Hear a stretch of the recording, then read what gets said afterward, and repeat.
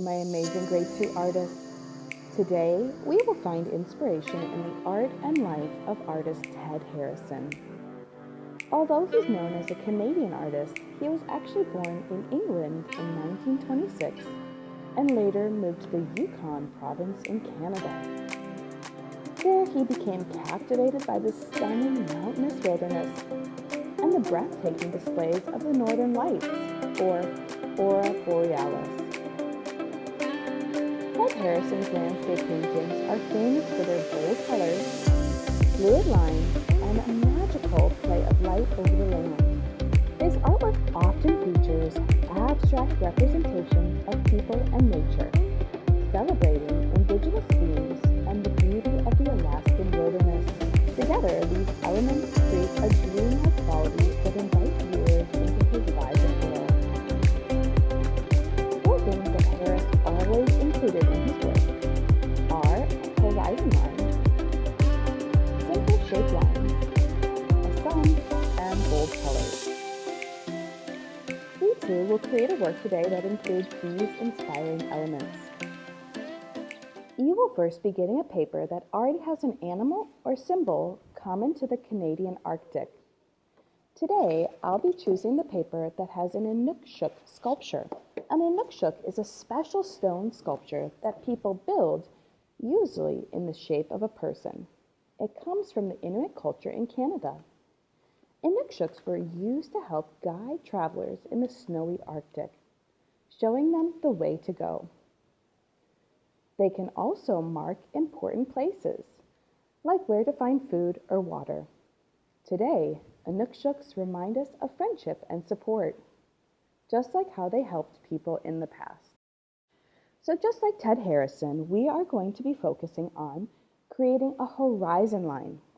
A horizon line is where the sky and the ground meet. We will begin today by first writing your name, class, and number on the back of the paper. This is important because we're going to be using glue, so we want to do that before we apply glue. With our pencil today, we are going to be holding and drawing like a feather tickling our paper. A horizon line is a straight line where that sun and land meet. I put mine behind my Inukshuk sculpture. Now I'm also going to include a sun, just like Ted Harrison has in many of his artworks. Now I want to focus on having a background, a foreground, middle ground.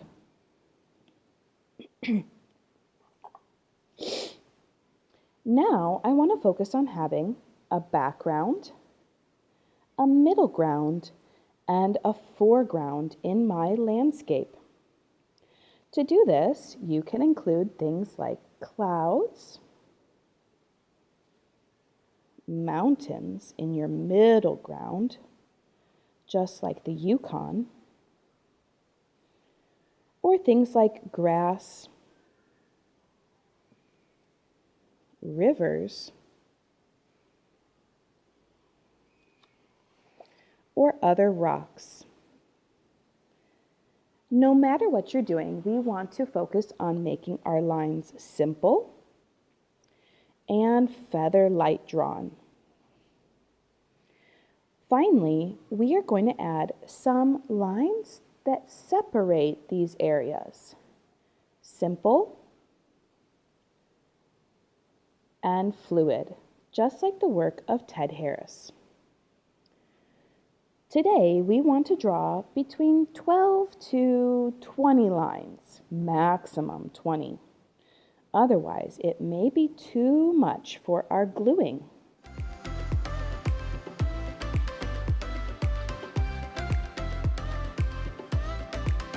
Following our planning, if you had a tough time drawing your lights feather light, please take an eraser and lighten your lines until you can barely see them.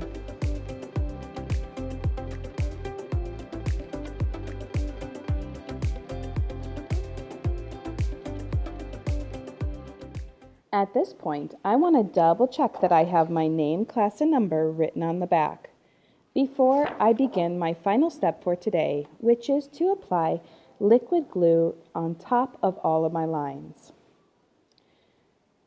Twist the cap until there's a gap. Give it a shake, shake, shake. And we are going to start with the lines that are closest to the top of our paper. Why? Because if I start with the lines down here, as I'm working, I may get glue on my arm. When I am drawing my lines, we are going to make sure that our tip of our orange glue bottle is touching our paper. This will ensure a nice smooth line that doesn't have any gaps in the line.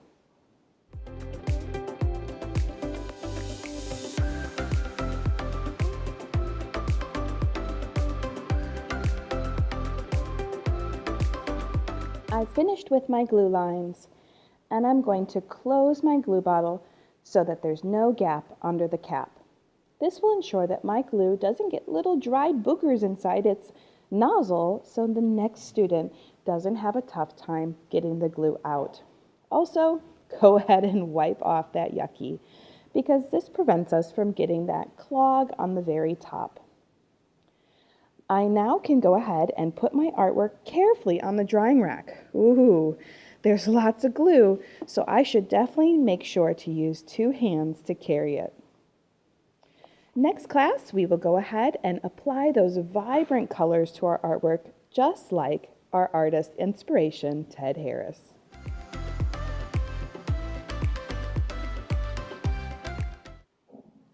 Now that our glue is dry on our Ted Harrison landscape art, we are ready to apply some bold, bright colors in the inspiring theme of his work, which often showed super vibrant colors that showed the aurora borealis and also the beautiful sunsets in the Yukon region.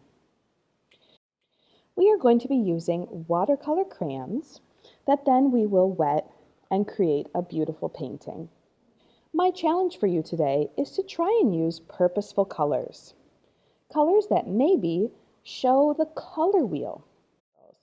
Mrs. Shorjan today is going to start with red in my sky, followed by orange and then yellow. These colors are like sunset colors, and they often show some purpose and pattern, just like our color wheel.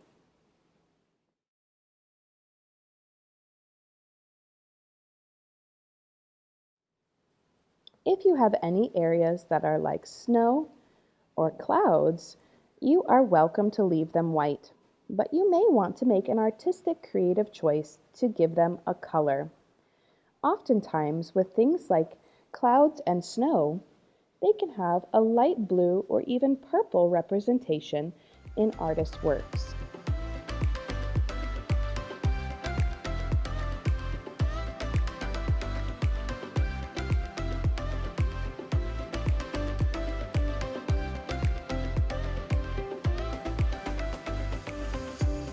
I have colored every single section of my landscape using a different color.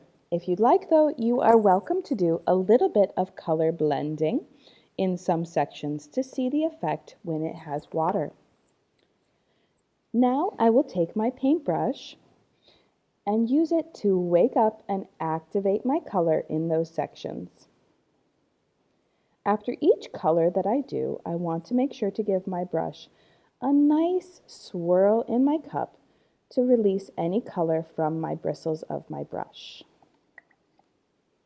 before moving on to the next section. Move your color up and into the line of your glue to make sure that just the glue line is white, similar like the style of Ted Harrison.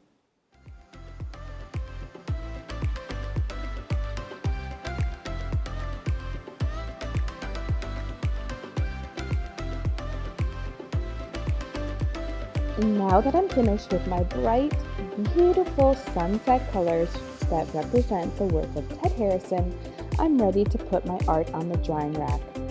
Again, today our work is kinda wet, so make sure you use 2 hands to move it to the drying rack before tidying up your station.